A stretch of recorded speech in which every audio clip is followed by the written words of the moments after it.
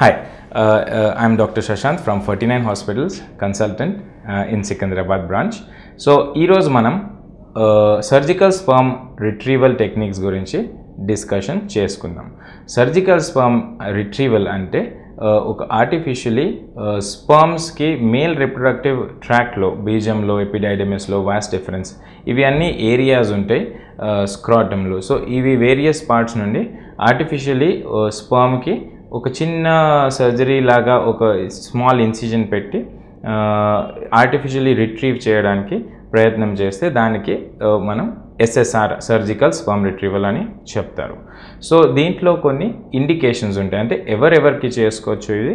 Firstly the ఎజోస్పర్మిక్ male, అంటే పేషెంట్కి semen వీర్యం అనేది వీర్యంలో వీర్య కణాలు లేకపోతే అబ్సెంట్ స్పర్మ్ కౌంట్ ఉంటే 0 నిల్ కౌంట్ ఉంటే అప్పుడు they are the candidates for surgical sperm retrieval.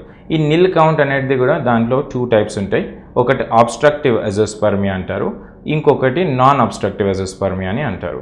So obstructive azoospermia అంటే ఈ బ్లాకేజ్ ఏమైనా వస్తే in the tubules or vas deferens, so exit పాత్వేలో sperms the joining of the sperms and mixing of the sperms with the semen, ఇక్కడ blockage వస్తే it is known as obstructive azoospermia. Some times by birth కూడా ఒకరొకరికి epididymis and vas deferens, ఇది pipes ఫార్మేషన్లో defects ఉంటాయి, atresia or absence అని అంటారు, ఆడ కూడా అబ్స్ట్రక్టివ్ ఎజోస్పర్మియా అవుతుంది.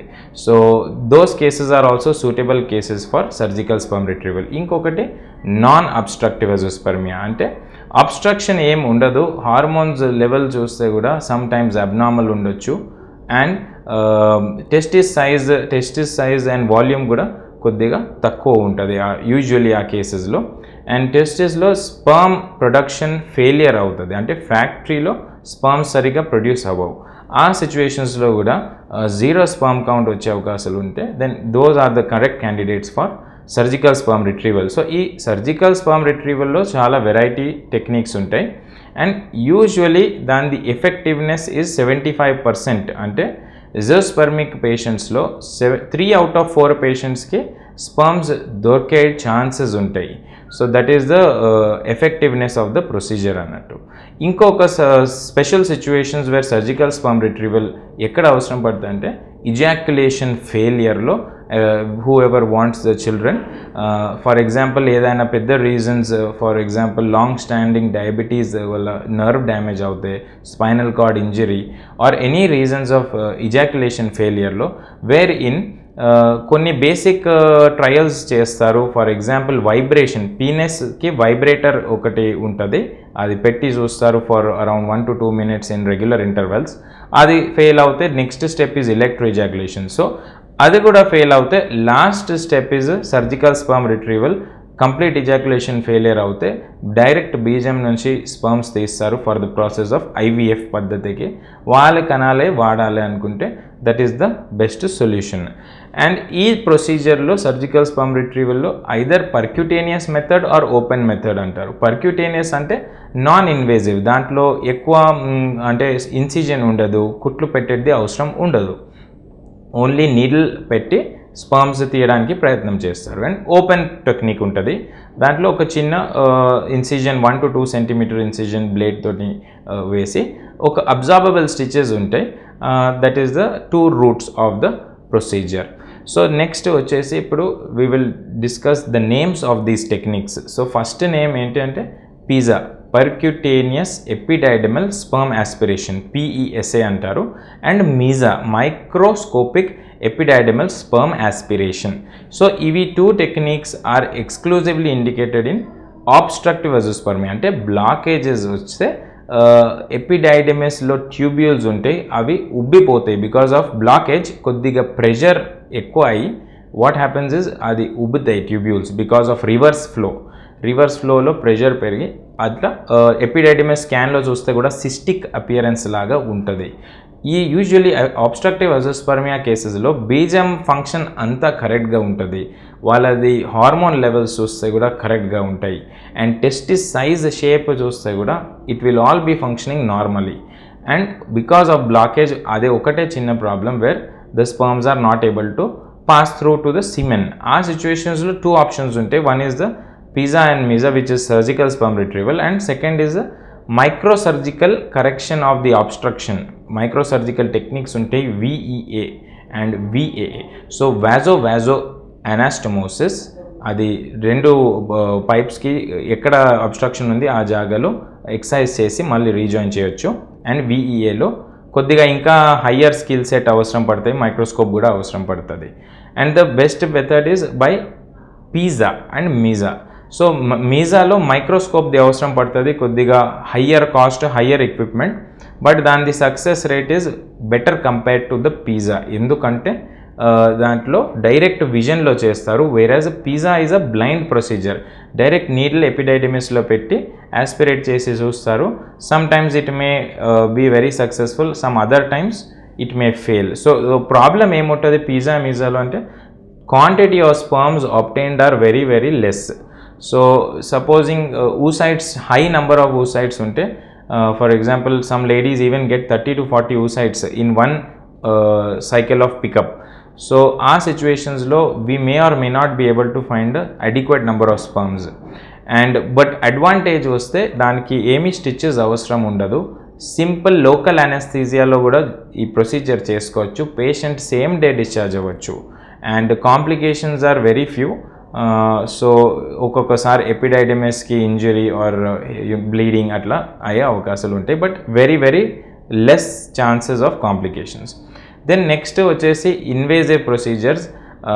ఫర్ ఎగ్జాంపుల్ ఇప్పుడు దాంట్లో కూడా 3 వెరైటీస్ ఉంటాయి. టెస్టిక్యులర్ స్పర్మ్ రిట్రీవల్ అనేది 3 టైప్స్ ఉంటుంది. ఒకటి టీజా అంటారు, TESA, testicular sperm aspiration. Then next second is TESE అంటే testicular sperm extraction. And last వచ్చేసి ఎంటీజే అంటే microscopic testicular sperm extraction. So ఇవి 3 ఉంటాయి. టెస్టిస్ నుండి స్పర్మ్స్ సర్జికలీ రిట్రీవ్ చేసేది ఒక మార్గం ఉంటుంది. So these are the 3 routes. ఇప్పుడు టిజాలో what is the main advantage అంటే ఇది less invasive compared to other 2 procedures. దాంట్లో just again needle and syringe, ఒక సిరింజ్ అటాచ్ చేస్తారు, అరౌండ్ 20 ml సిరింజ్, అండ్ దానికి ఒక ప్లంజర్కి నీడల్ అటాచ్ చేసి డైరెక్ట్లీ టెస్టిస్లో ఒక middle of the pole of the టెస్టిస్లో ఎంట్రీ చేస్తారు.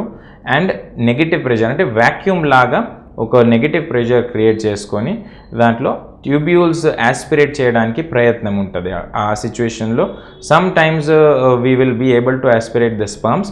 దాని సక్సెస్ రేట్ వచ్చేసి 15 to 40% success rate. So lower side success rate ఉంటుంది టీజాలో. ఒక్కొక్కసారి డయాగ్నోస్టిక్ టీజా కూడా చేస్తారు to ensure that what is the possibility of finding the sperms, అసలు స్పర్మ్స్ దొరికే అవకాశాలు ఎంత ఉన్నాయి. ఒక్కొక్క కేసులో బిఫోర్ స్టార్టింగ్ IVF ఇంజెక్షన్స్ ఒక్కొక్క పేషెంట్కి రికమెండేషన్స్ ఉంటారు. Not for all patients but for few patients where doubtful diagnosis ఉంటే diagnostic TESA is one option. Then next వచ్చేసి టిజే ప్రొసీజర్. టిజేలో 1 to 2 centimeter చిన్న బ్లేడ్ తోటి ఇన్సిజన్ వేసేది అవసరం పడుతుంది. Even though small invasive procedure, ఇది సేమ్ డే పేషెంట్ డిశ్చార్జ్ అవ్వచ్చు. అండ్ కుట్లో పెట్టేది అన్ని అబ్జార్బబుల్ స్టిచెస్ ఉంటాయి. ఈ దీంట్లో రిస్ట్రిక్షన్స్ ఆర్ ఓన్లీ కొద్దిగా heavy strenuous exertional exercises avoid చేయాలి for 7 days. And also usually intercourse avoid చేయని రికమెండ్ చేస్తాం. సో ఈ patient should come for dressing in between. And అంతే, post operative care is very very simple. కొన్ని antibiotics, కొన్ని pain killers ఇస్తే patient ఎక్కువ ఏమీ డిస్కంఫర్ట్ ఉండదు. But nevertheless little more discomfort as compared to the needle procedures. But దీంట్లో advantage ఏముంటుందంటే we will get a higher possibility of obtaining the sperms. So ఈ TESE అనేది open surgical extraction ఉంటుంది స్పర్మ్స్ది. ఒక around 1 centimeter by 1 centimeter seminiferous tubular tissue తీస్తారు. ఈ టిష్యూకి ఒక మీడియాలో ఇంక్యుబేట్ చేస్తారు, బఫర్ మీడియాలో. అండ్ ఎంబ్రియాలజీ ల్యాబ్కి తీసుకువెళ్ళి ఇమీడియట్గా ఆ శాంపిల్కి మంచిగా రబ్ చేసి విత్ ద నీడిల్స్ టీస్ చేసి ప్రాసెస్ చేస్తారు. సో దట్ స్పర్మ్స్ మంచిగా రిలీజ్ అవ్వాలి ఆ ట్యూబ్యూల్స్ నుంచి. అండ్ మైక్రోస్కోప్ కింద చదువుకుంటారు. So some times in 40% cases వరకే it will have a success. 40 to 60%. Then next వచ్చేది next procedure is micro-TISE. Micro-TISE is indicated in special cases where previously TISA or TISE has failed, or directly if hormone levels చాలా తేడా ఉంటే, for example FSH hormone level above the level of 15 and testis size, testis volume ముందు నుంచి చాలా తక్కువ అనిపిస్తే, these are the criteria where initially itself first procedure we can select for micro-TISE.